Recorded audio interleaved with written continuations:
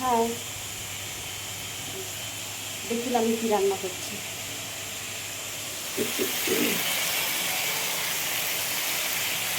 দেখুন আমি কড়াই তেলের মধ্যে পাঁচফোড়ন দিয়ে দিয়েছি, দিয়ে আমি এই সবজিটা দিয়েছি। এই সবজিটা কী কী আছে জানেন?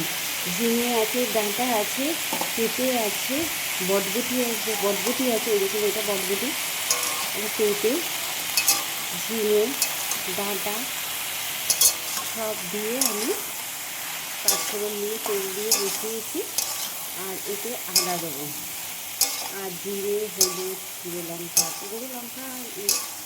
দেবো না, একটু ধনিয়া গুঁড়ো, জিরে গুঁড়ো দেবো। এটা এখন চাপা দেবো, একটু আদা বাটা দেবো।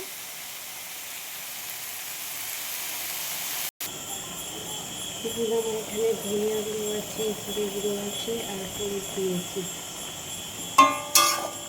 আমি এতে সামান্য একটু তেল দিয়ে পাঁচফোড়ন দিয়ে বসিয়েছিলাম, একদম তেল, কারণ এটা তেলটা হয়ে গেছে বলে আমি একটু জল দিয়েছি। তাহলে এটা একদম তেল ছাড়া রান্না, কোনো তেল পড়েনি। এটা আমি আদা দিয়ে দিচ্ছি।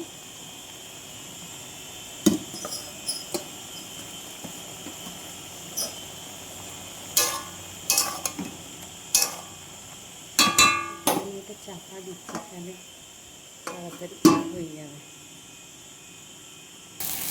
দেখুন আমার এটা কষা হয়ে গেছে, আমি একটু জল দিচ্ছি।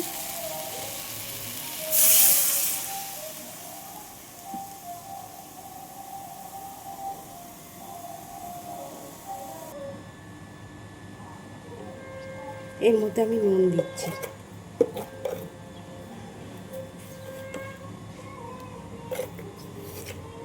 এবার ঝোলটা ফুটলে, নিরামিষ ঝোল ফুটলেই হয়ে যাবে। আর এর মধ্যে বড়ি ভেজে দিয়ে দেবো।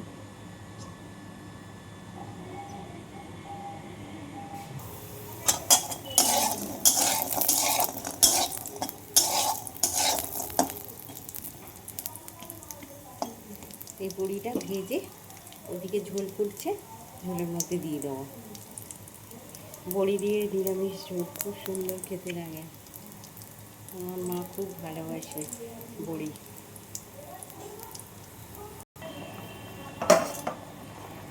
বড়িটা দিয়ে দিচ্ছি।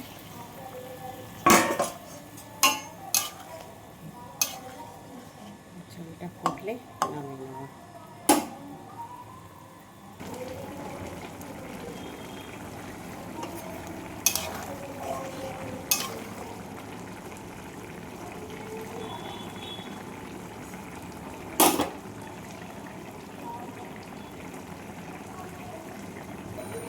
দেখুন আমার ঝোল হয়ে গেছে,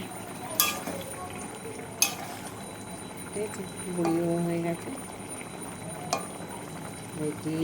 হ্যাঁ বড়ি হয়ে গেছে। তো আমি ঝোলটা গ্যাসটা অফ করে দিচ্ছি, দিলাম।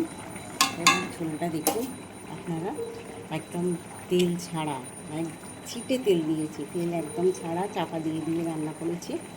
তো কেমন হয়েছে বড়ি দিয়ে ডাঁটা দিয়ে ঝোল? তো আপনাদের যদি ভালো লেগে থাকে তেল ছাড়া রান্না, তো লাইক কমেন্ট করবেন প্লিজ।